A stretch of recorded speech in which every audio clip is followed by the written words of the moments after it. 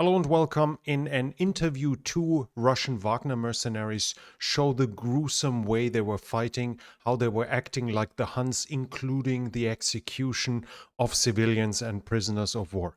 This and more in this situation report.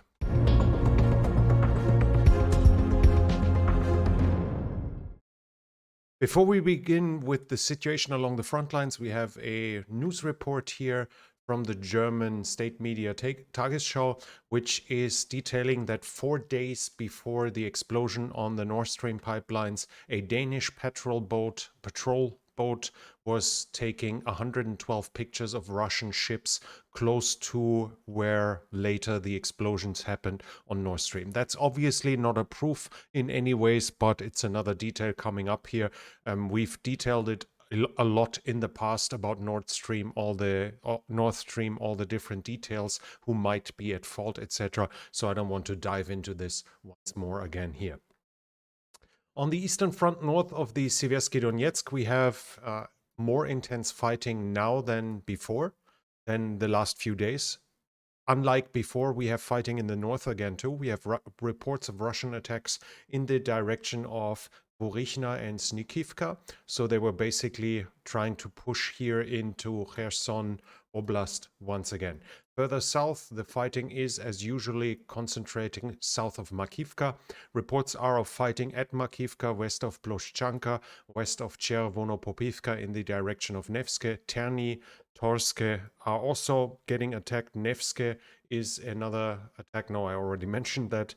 And Dibrova and south here in the Serebryansk forest. The Russians supposedly or likely gained some ground here, but in total, it's mostly without movement. But we have an interesting picture here.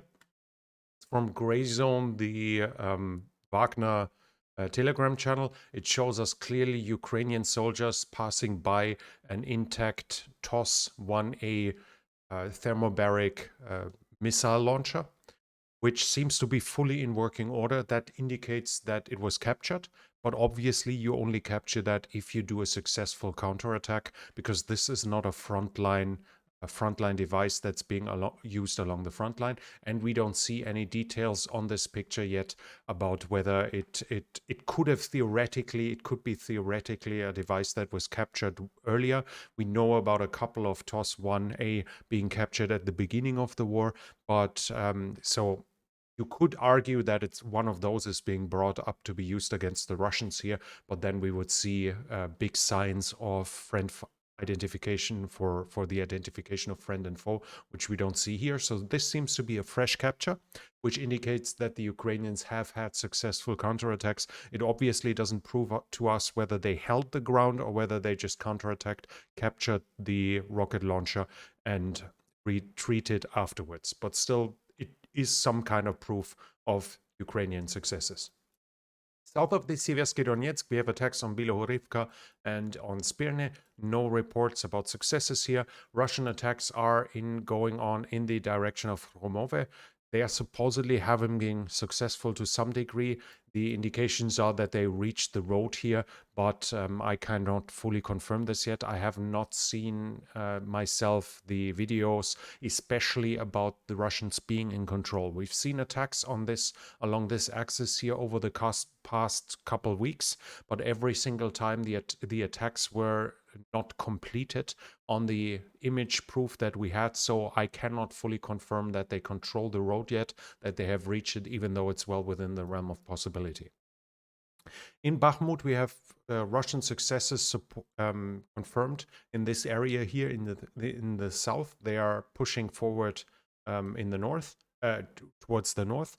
The Russians are also claiming successes in the north and in the center, and we have Ukrainian side claiming that they did a counterattack here and recaptured part of that area here. I have not seen image proof of that though, so I cannot confirm it myself. We have an interesting video here showing why equipment is so important.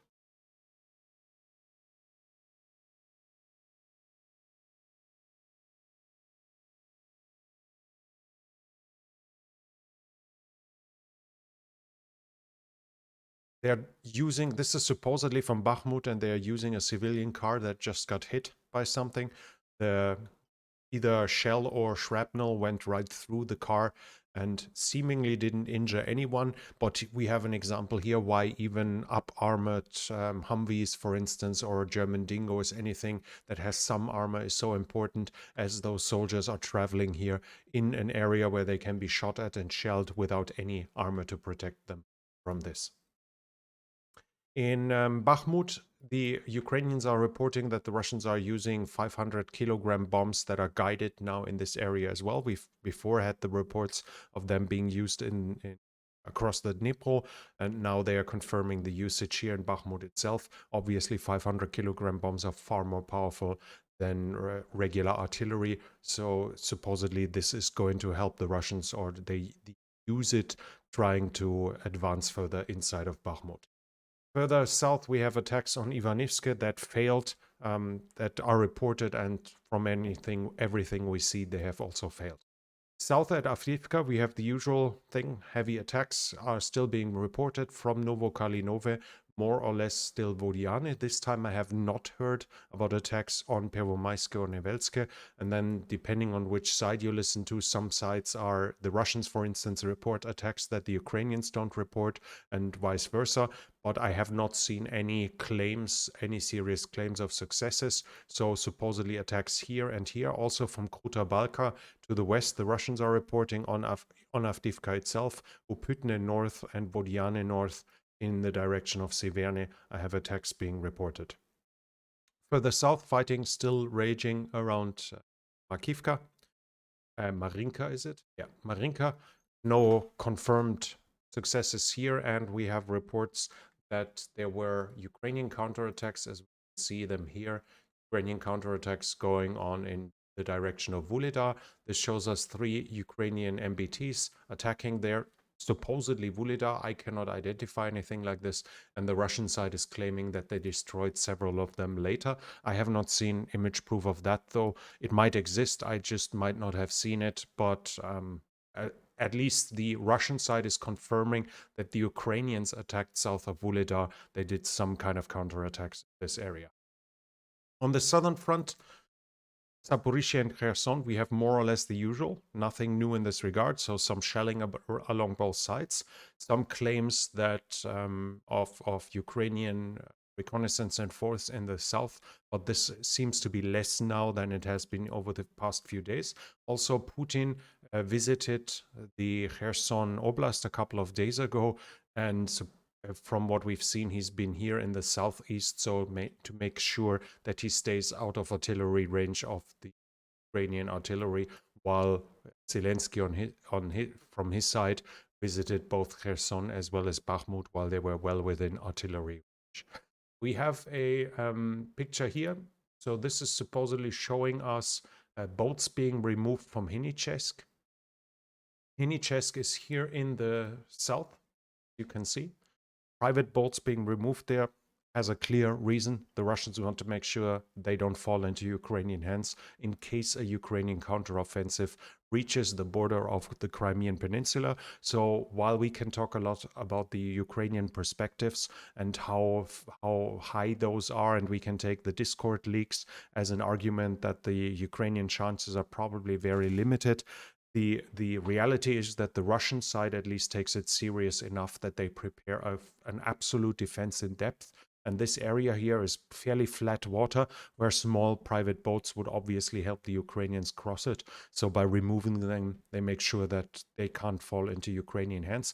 Another indication of the Russian at least taking it somewhat serious that the Ukrainians might reach the Crimean Peninsula in the coming counteroffensive that everyone expects to happen fairly soon.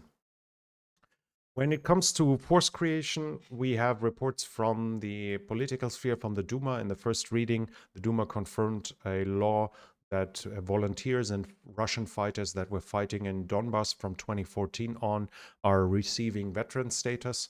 Who has fallen or is severely injured in the fight against Ukraine will have his credits being deleted. So basically, he, as I understand it, he doesn't have to pay back loans that he took before. We have reports that the advertisement for contract soldiers and Wagner PMC is massively being increased, obviously online, but also at schools and social media. Well, that's online, in hospitals, at the entrances of apartment complexes, and in the subway. Everywhere the advertisements pop up, but how successful those will be is a different question, because in the past the contracts were for a limited time frame, usually 2 years or longer.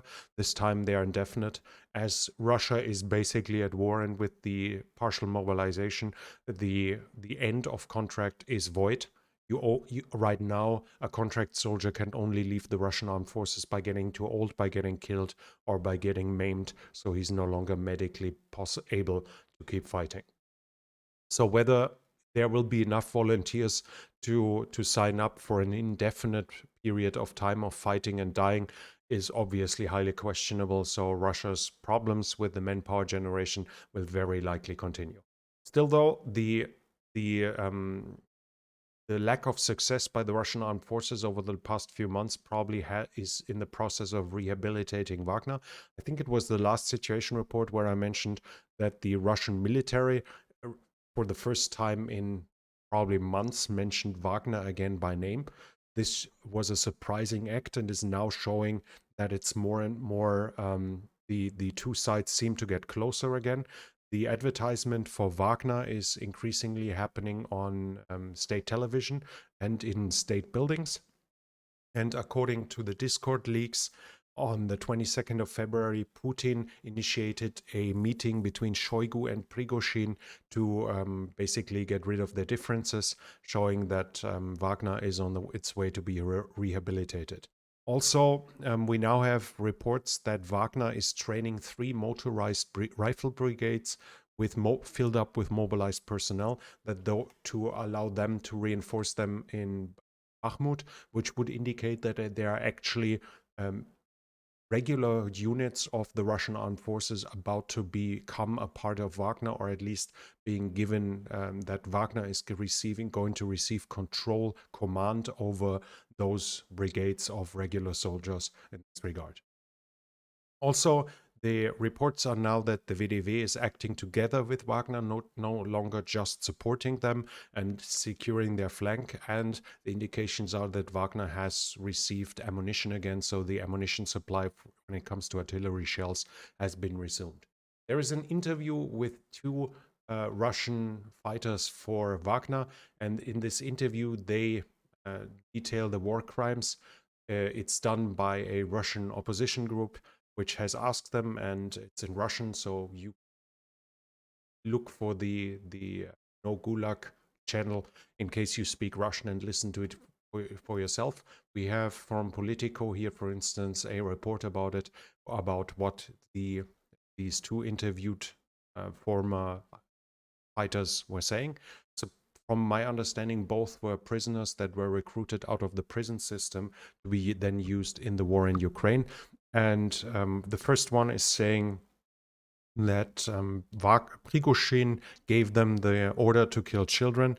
He himself has buried 18 of them when they captured Soledar. There are details that he shot a 5-year-old in the head to execute it. Another interviewer said the other guy that was interviewed was saying the order was to kill every civilian over 15, and that his unit executed 23 civilians, 10 unarmed teenagers among it. He himself opened fire on comrades because of them refusing orders, and he participated, or he witnessed, at least 80 executions of own personnel because of the refusal to obey orders.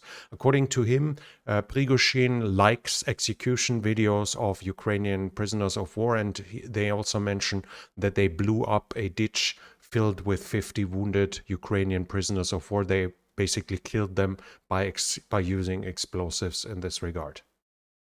The Russian Duma is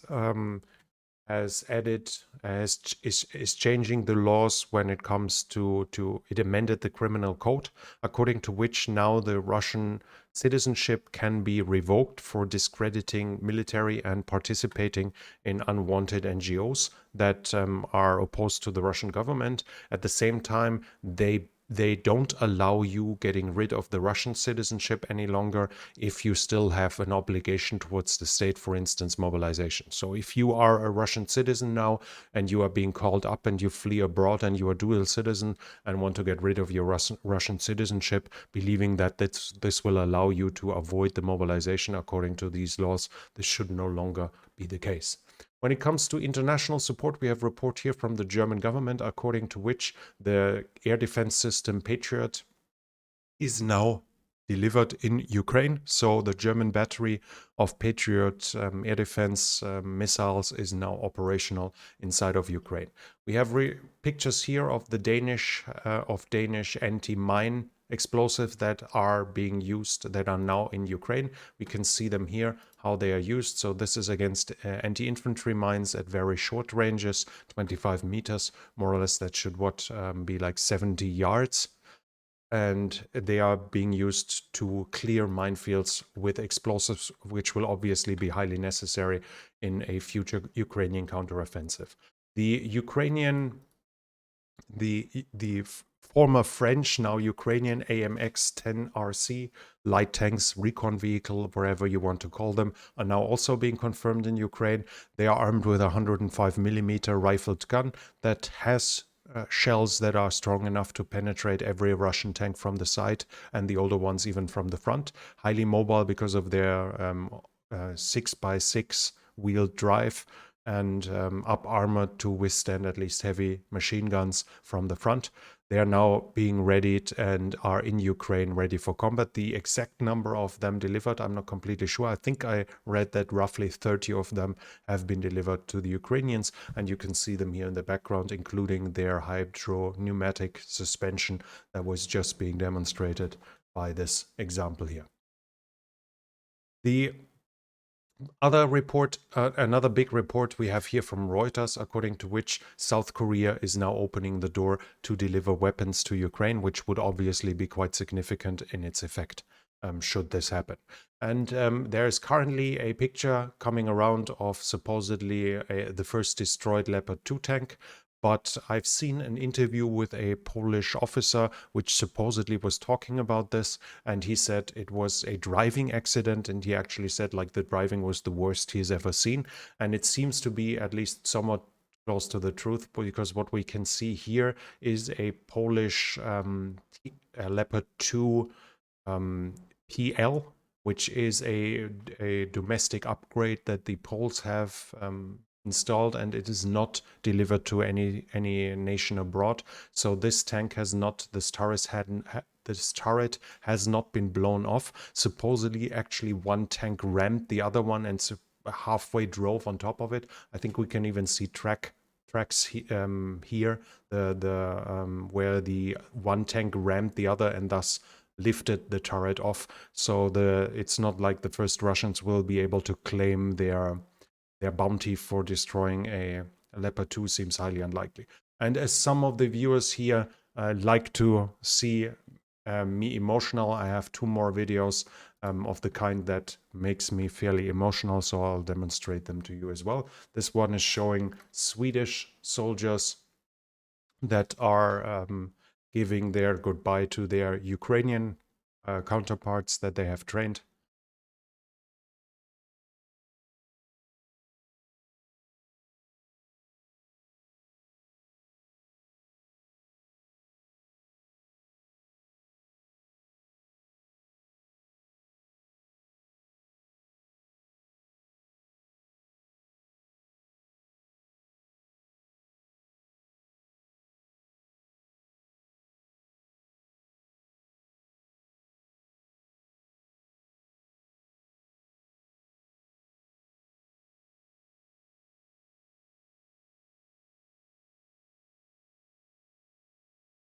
And the same we have from Norway.